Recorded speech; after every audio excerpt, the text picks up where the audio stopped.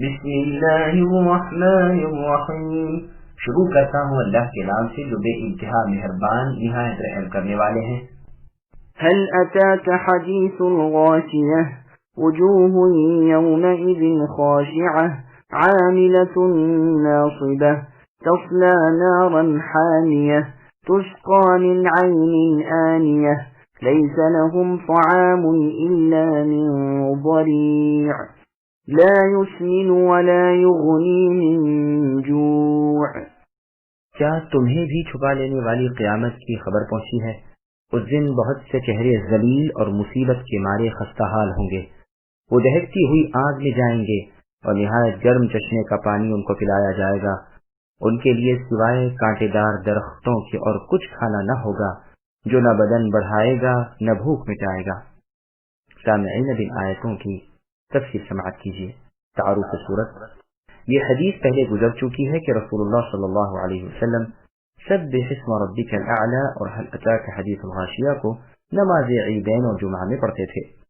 موطا امام مالک میں ہے کہ جمعہ کے دن پہلی رکعت میں سورہ جمعہ اور دوسری میں هل اتاک حدیث الغاشیہ پڑھتے تھے. صحیح مسلم، ابن ماجہ اور نسائی میں بھی یہ حدیث ہے. قیامت کا تذکرہ. غاشیہ قیامت کا نام ہے اس لیے کہ وہ سب پر آئے گی، سب کو گھیرے ہوئے ہوگی اور ہر ایک کو ڈھانپ لے گی. اس دن بہت سے لوگ ذلیل چہروں والے ہوں گے، پستی ان پر برس رہی ہوگی، ان کے اعمال غارت ہو گئے ہوں گے اور بڑے بڑے اعمال کیے تھے، سخت تکلیفیں اٹھائی تھیں، وہ آج بھڑکتی ہوئی آگ میں داخل ہو گئے. ابن عباس رضی اللہ عنہما فرماتے ہیں اس سے مراد نصرانی ہیں. اکرمہ اور سدی رحمۃ اللہ علیہما فرماتے ہیں کہ دنیا میں گناہوں کے کام کرتے رہے اور آخرت میں عذاب کی اور مار کی تکلیفیں برداشت کریں گے. یہ سخت بھڑکنے والی جلتی تپتی آگ میں جائیں گے جہاں سوائے وریع کے اور کچھ کھانے کو نہ ملے گا. یہ آگ کا درخت ہوگا، جہنم کا پتھر ہوگا، یہ عفور کی بیل ہوگی، اس میں زہریلے کانٹوں دار پھل لگے ہوں گے. یہ بدترین کھانا ہوگا اور نہایت ہی برا ہوگا، نہ بدن بڑھائے گا اور نہ بھوک مٹائے گا اور نہ نقصان دور ہوگا.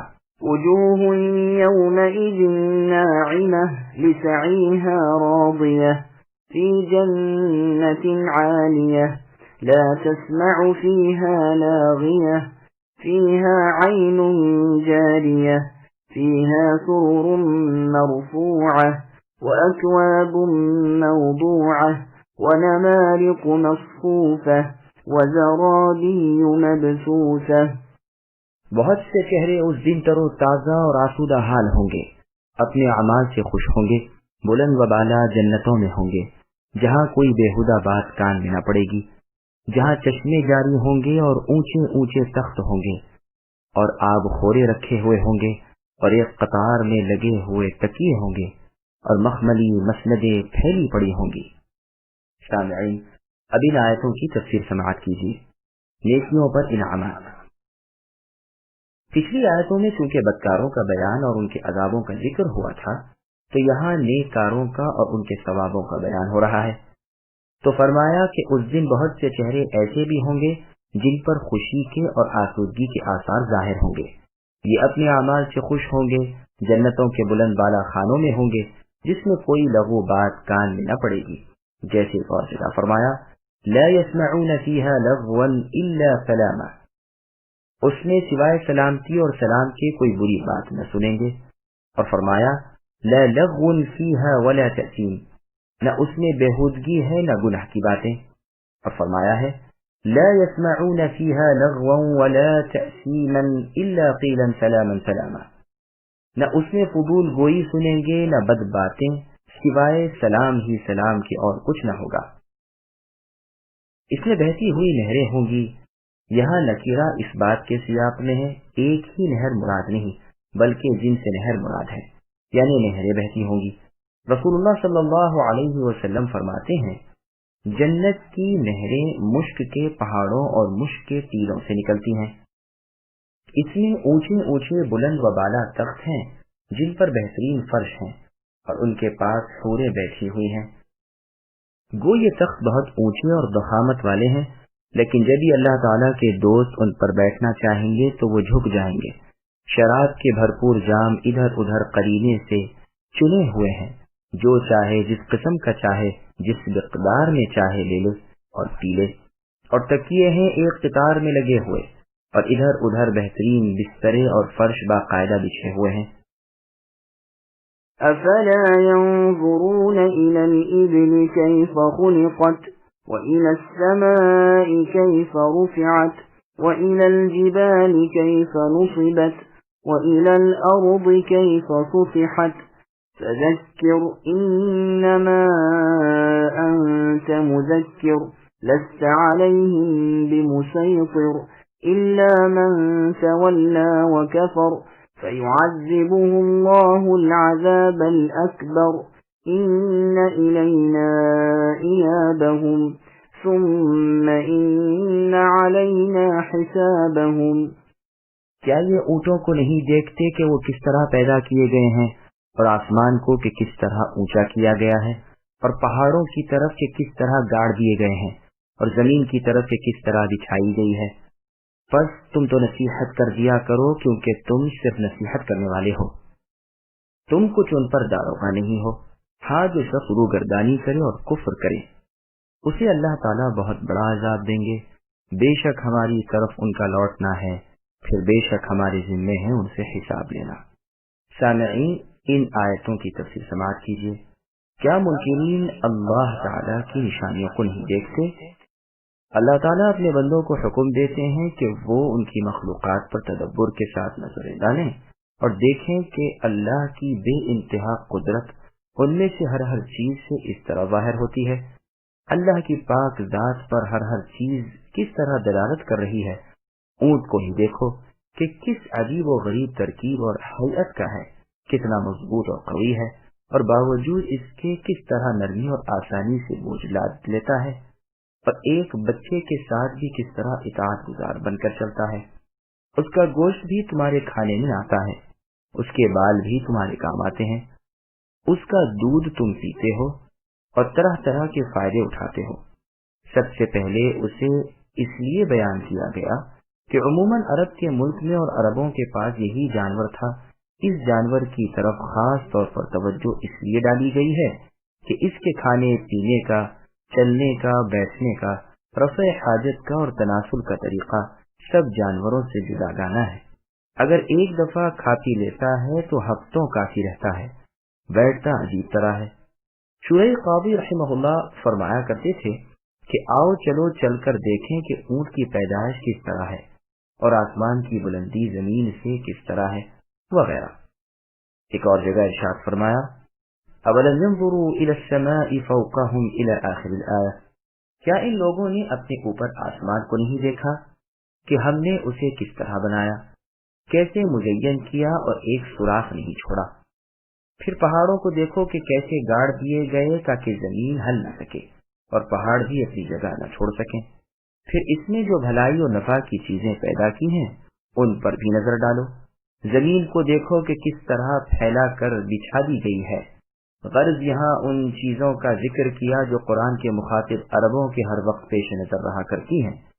ایک بدوی جو اپنے اونٹ پر سوار ہو کر نکلتا ہے، زمین اس کے نیچے ہوتی ہے، آسمان اس کے اوپر ہوتا ہے، پہاڑ اس کی نگاہوں کے سامنے ہوتے ہیں اور اونٹ پر خود سوار ہے۔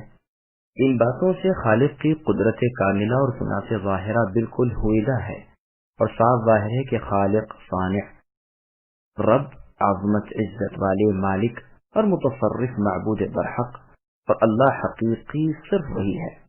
اللہ کے سوا کوئی ایسا نہیں جس کے سامنے ہم اپنی عاجزی اور پستی کا اظہار کریں، جسے ہم حاجتوں کے وقت پکاریں، جس کا نام لیتے رہیں اور جس کے سامنے سرخم ہوں۔ امام رضی اللہ عنہ نے جو سوالات نبی صلی اللہ علیہ وسلم سے کیے تھے وہ اس طرح کی قسمیں دے کر کیے تھے۔ بخاری و مسلم، ترمذی، نسائی، مسند احمد وغیرہ میں حدیث ہے۔ انس رضی اللہ عنہ فرماتے ہیں کہ ہمیں بار بار سوالات کرنے سے روک دیا گیا تھا، تو ہماری یہ خواہش رہتی تھی کہ باہر کا کوئی عقل مند شخص آئے، وہ سوالات کرے، ہم بھی موجود ہوں اور پھر رسول اللہ صلی اللہ علیہ وسلم کی زبانی جوابات سنیں۔ چنانچہ ایک دن ایک وادیہ نشین آئے اور کہنے لگے، اے محمد صلی اللہ علیہ وسلم، آپ کے قاصد ہمارے پاس آئے اور ہم سے کہا کہ آپ فرماتے ہیں کہ اللہ تعالیٰ نے آپ کو اپنا رسول بنایا ہے۔ نبی صلی اللہ علیہ وسلم نے فرمایا اس نے سچ کہا۔ وہ کہنے لگا بتلائیے کس نے آسمان کو پیدا کیا؟ نبی نے فرمایا اللہ تعالیٰ نے۔ کہا زمین کس نے پیدا کی؟ نبی نے فرمایا اللہ تعالیٰ نے۔ کہا ان پہاڑوں کو کس نے گاڑ دیا اور ان میں یہ فائدے کی چیزیں کس نے پیدا کی؟ نبی نے فرمایا اللہ تعالیٰ نے۔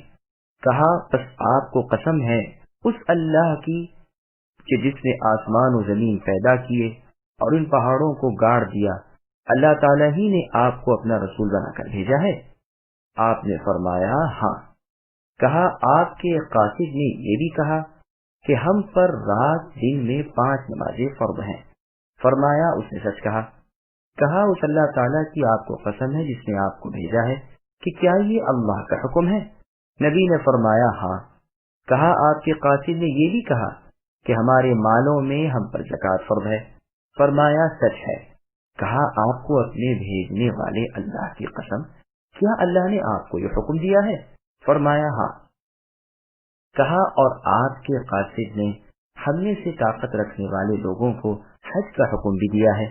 آپ نے فرمایا ہاں، اس نے سچ کہا۔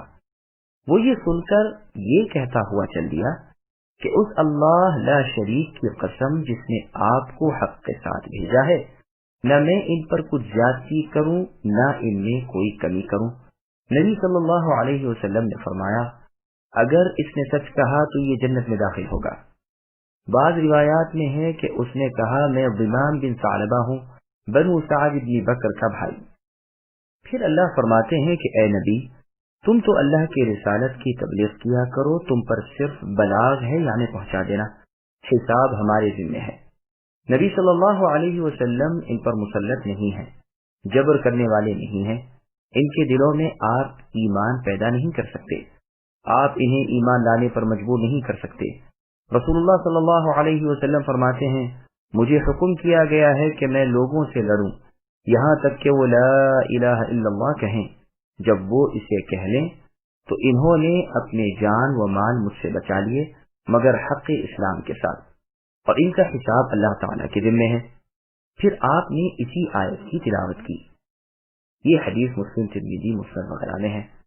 پھر اللہ فرماتے ہیں مگر وہ جو منہ موڑے اور کفر کرے، یعنی نہ عمل کرے، نہ ایمان لائے، نہ اقرار کرے، جیسا کہ اللہ نے فرمایا فلا صدق ولا صلى ولكن كذب وتولى، نہ تو حق بات کی تصدیق کی اور نہ نماز پڑھی بلکہ جھٹلایا اور منہ پھیر لیا، اسی لیے اسے بہت بڑا عذاب ہوگا۔ ابو امامہ باہلی رضی اللہ عنہ خالد بن یزید بن معاویہ کے پاس گئے تو ان سے کہا کہ آپ نے نبی سے جو آسان سے آسان حدیث سنی ہو اسے مجھے سنائیں۔ تو آپ نے فرمایا میں نے رسول اللہ صلی اللہ علیہ وسلم سے سنا ہے کہ تم میں سے ہر ایک جنت میں جائے گا مگر وہ جو اس طرح کی سرکشی کرے جیسے شریر اونٹ اپنے مالک پر کرتا ہے۔ یہ حدیث مسند احمد میں ہے۔ ان سب کا لوٹنا ہماری ہی جانب ہے اور پھر ہم ہی ان سے حساب لیں گے اور انہیں بدلہ دیں گے، نیکی کا نیک، بدی کا بد۔ سامعین الحمدللہ، سورۃ الغاشیہ کی تفسیر مکمل ہوئی۔